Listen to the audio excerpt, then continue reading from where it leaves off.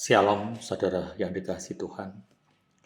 Kita kembali akan belajar firman-Nya dari 1 Samuel pasal ke-6. Saya bacakan dari ayat yang ke-20 saudara yang berbunyi demikian. Dan orang-orang Bet-Semes berkata, siapakah yang tahan berdiri di hadapan Tuhan, Allah yang kudus ini? Kepada siapakah yang akan berangkat meninggalkan kita? Saudara, tabut perjanjian adalah tanda atau lambang akan Allah hadir di tengah-tengah umat Israel pada waktu itu. Akan tetapi, saudara, bukan berarti kalau tabut perjanjian itu ada di tengah-tengah umat manusia, maka Allah akan menyertai dan juga melindungi mereka. Penyertaan dan juga perlindungan Allah itu bukan ditentukan oleh tabut perjanjian, tetapi diberikan kepada orang-orang atau umatnya yang hidupnya berkenan di hadapan Allah. Hal itu terbukti dalam kehidupan bangsa Israel dan juga bangsa Filistin, saudara. Ketika kalah perang, bangsa Israel mengira kekalahannya karena tabut perjanjian tidak mereka bawa. Maka Allah tidak menyertai mereka. Faktanya, ketika tabut perjanjian itu ada bersama-sama mereka, mereka tetap kalah perang, saudara. Hal itu kita bisa baca dalam 1 Samuel pasal yang ke-4. Demikian pula yang terjadi pada bangsa Filistin. Ketika tabut perjanjian ada di tengah-tengah mereka, bukan berkat yang mereka peroleh, tetapi hukuman demi hukuman yang diberikan Allah kepada mereka. Kita bisa baca dalam 1 Samuel pasal yang ke-5. Saudara, setelah 7 bulan ditimpa tulah, maka orang Filistin tidak mampu lagi menahan penderitaan yang terus-menerus mereka alami. Sehingga mereka meminta petunjuk para imam dan juga para petenung tentang cara mengembalikan tabut Tuhan ke wilayah Israel. Para imam dan juga para petenung mereka memberikan saran menasihati mereka untuk membayar korban tebusan salah berupa 5 bentuk bor emas dan 5 tikus emas, sesuai dengan jumlah raja-raja orang-orang Filistin, saudara. Jenis korban tebusan yang diberikan orang Filistin menunjukkan bahwa Tuhan bukan hanya mendatangkan borok, tapi juga bencana, yaitu tikus yang merusak tanam mereka. Di sini mereka sadar bahwa Allah Israel tidak boleh dipermainkan dan diperlakukan seenak mereka dengan sembarangan.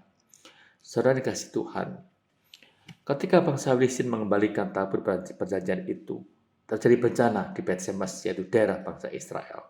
Mula-mula penduduk kota itu, yaitu penduduk Bet-Semes, begitu bersukacita karena tabut itu kembali tengah umat Tuhan. Bahkan beberapa orang Lewi pun berinisiatif menyambutnya dengan menyelenggarakan persembahan kurban. Ternyata, saudara, kehadiran tabut tersebut menjadi bencana buat sebagian penduduk yang mencoba melihatnya.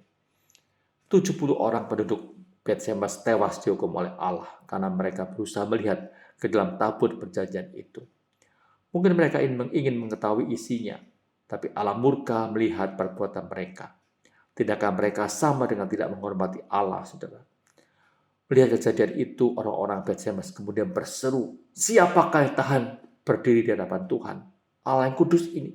Kepada siapakah ia akan berangkat meninggalkan kita? Saudara, pernyataan ini menjelaskan bahwa Allah yang hukum mereka adalah Allah yang kudus. Karena itu manusia tidak boleh sembarangan menghampirinya. Harus penuh dengan hormat. Sikap 70 orang yang dihukum oleh Allah adalah sikap yang tidak hormat. Mereka telah melakukan tindakan yang tidak berkenan di hadapan Allah. Nah, saudara dikasihi Tuhan, bagaimanakah sikap kita ketika datang di hadapan Allah selama ini? Waktu kita datang beribadah atau waktu kita datang dalam doa-doa kita setiap hari. Apakah kita sudah menjaga kekudusan hidup kita, saudara? Kita harus selalu ingat, saudara. Allah berkenan menyertai kita bukan karena kita rajin beribadah, bukan karena kita rajin melayani Tuhan, bukan karena kita rajin memberi persembahan atau perpuluhan, bukan, saudara. Juga bukan karena kita sudah menjadi hamba Tuhan, bukan karena itu. Allah berkenan menyertai kita kalau hidup kita sudah sesuai dengan perintahnya dan juga kehendaknya. Saudara dikasihi Tuhan, ingat dengan Raja Saul, kapan Tuhan meninggalkan dirinya? Yaitu ketika dia melanggar perintah Tuhan, hidup tidak sesuai dengan aturan yang Tuhan tetapkan bagi dia. Karena itu saudara, kita harus hati-hati, harus senantiasa waspada.